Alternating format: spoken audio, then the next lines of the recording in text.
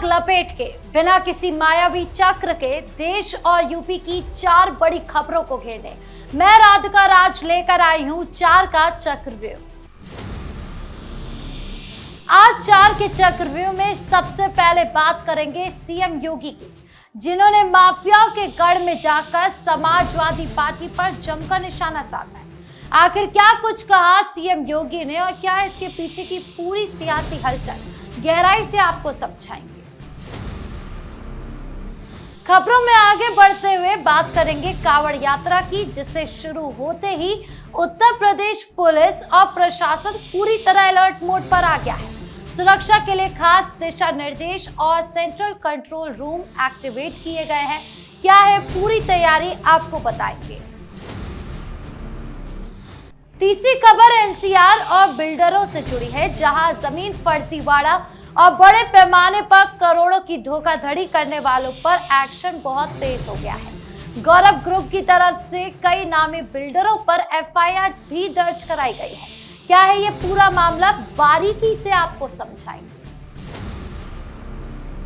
4 के चक्रव्यूह के आखिरी हिस्से में बात करेंगे जंतर मंतर पर फ्री खाना बांटने वाले जुनैद और उसके परिवार की, जिनकी कुंडली अब प्रशासन और जांच एजेंसियों ने खंगालना शुरू कर दिया है। आखिर कहां से आया इतना सारा फंड और क्या है इसका पूरा सच, हर एक पहलू आपको समझाएंगे। तो चलिए बिना किसी देरी के शुरू करते हैं 4 का चक्रव्यूह।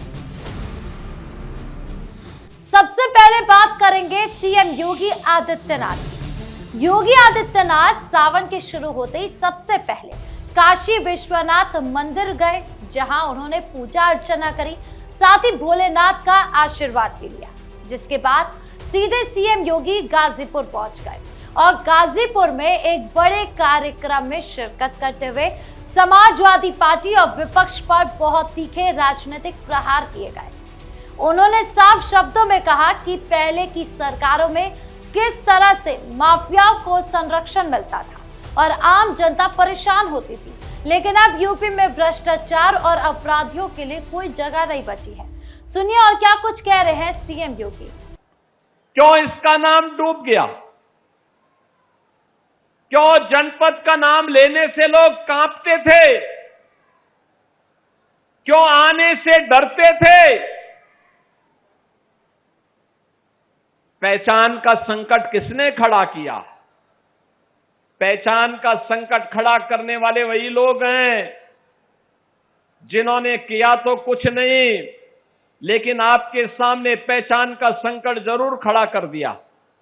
सीएम योगी ने कहा कि आज आप देखते होंगे कि जब सरकार ने कहा था कि माफिया को मिट्टी में मिलाएंगे, तो माफिया मिट्टी में मिल भी गए। अब माफिया मिट्टी में पूरी तरीके से मिल चुके हैं। अब कोई गरीब का बेटा किसी कस्बे में रामलीला का आयोजन कर रहा होगा, तो कोई वहां पर असला लहरा कर दंगा करने का दुस्साहस नहीं कर पाएगा। उसे मालूम है कि अगर दंगा जिला के मंचों को पवित्र करने का दुस्साहस किया गया तो फिर कहीं भी मिट्टी में दफन होना पड़ेगा, किसी भी समय किसी भी वक्त, उन्हें मालूम है। मुख्यमंत्री ने सपा पर तंज कसते हुए कहा कि जिन लोगों ने हमेशा जाति और परिवार की राजनीति की है, वो आज प्रदेश की जनता का भला होने पर बेचैन होते रहते हैं। इन जनसभा के दौरान स्थानीय मुद्दों और विकास योजनाओं पर भी खुलकर बात की गई। सरकार का साफ मानना है कि राज्य के हर कोने तक विकास का लाभ बिना किसी भेदभाव के पहुंचाना चाहिए। गाजीपुर में सीएम योगी के इस दौरे और उनके बयानों से राजनीतिक गलियारों में चर्चाएं काफी तेज हो गई है और विरोधी दल भी अब अपनी रणनीति पर नए सिरे से विचार कर रहे हैं। अब बात करते हैं दूसरी बड़ी खबर की, जो कांवड़ यात्रा से जुड़ी है। जैसी सावन का महीना शुरू हुआ और कांवड़ यात्रा की शुरुआत हुई, वैसे ही उत्तर प्रदेश पुलिस पूरी तरह से अलर्ट मोड पर आ गई है। शिव भक्तों की सुरक्षा और सुविधा को ध्यान में रखते हुए शासन स्तर पर कड़े निर्देश जारी कर दिए गए हैं। लखनऊ स्थित पुलिस मुख्यालय में सेंट्रल कंट्रोल रूम को पूरी तरह से एक्टिव कर दिया गया है, जहां से चप्पे चप्पे पर नजर रखी जा रही है। यात्रा के रास्तों पर सुरक्षा के इतने पुख्ता इंतजाम किए गए हैं कि किसी भी असामाजिक तत्वों या हुड़दंगी को सिर उठाने का मौका न मिले। इसके अलावा रूट डायवर्जन और ट्रैफिक मैनेजमेंट को लेकर भी पुलिस अधिकारियों ने पहले ही पूरी रूपरेखा तैयार कर ली है, ताकि यात्रा के दौरान आम जनता को किसी प्रकार की भारी जाम की समस्या का सामना न करना पड़े। इसीलिए जगह जगह सुरक्षा बलों की तैनाती के साथ साथ सीसीटीवी और ड्रोन कैमरों से भी निगरानी रखी जा रही है, ताकि हर छोटी बड़ी गतिविधि पर तुरंत नजर रखी जा सके। पुलिस तो शांतिपूर्ण माहौल बनाने के लिए अलर्ट है, लेकिन कुछ ऐसे भी नेता है जिनकी राजनीति यूपी के माहौल को शांतिपूर्ण नहीं रहने दे रही।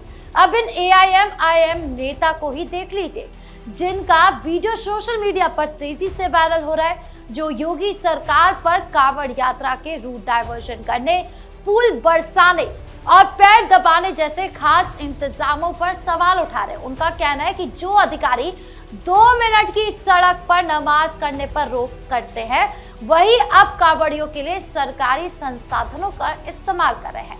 ये भेदभाव क्यों है, इसको लेकर सवाल उठाया जा रहा है। सुनिए क्या कुछ कह रहे हैं AIM के नेता। तो ये कहा जा रहा था कि सड़कें चलने के लिए, धार्मिक आस्था के लिए नहीं है। वहां पर एम्बुलेंस को निकलने में समस्या होगी, आम जन को समस्या होगी, बड़ी बड़ी बातें की जा रही। अब 15 दिन तक स्कूल बंद रहेंगे, रास्ते बंद रहेंगे, लोगों को 8-8, 10-10 किलोमीटर कैसे जाएंगे? वो गरीब लोग जो बेचारे बस से ट्रेवल करने वाले आम जन है, वो कैसा जाएगा? उनके लिए कौन सी आप सुविधा करने वाले हैं? उस पर कोई बात क्यों नहीं कर रहा है? अब इस वीडियो के वायरल होने के बाद सोशल मीडिया पर नई बहस शुरू हो गई है। अब आगे क्या कुछ माहौल रहता है और क्या कुछ जवाब क्योंकि सरकार की ओर से आता है, ये अभी देखना बाकी होगा।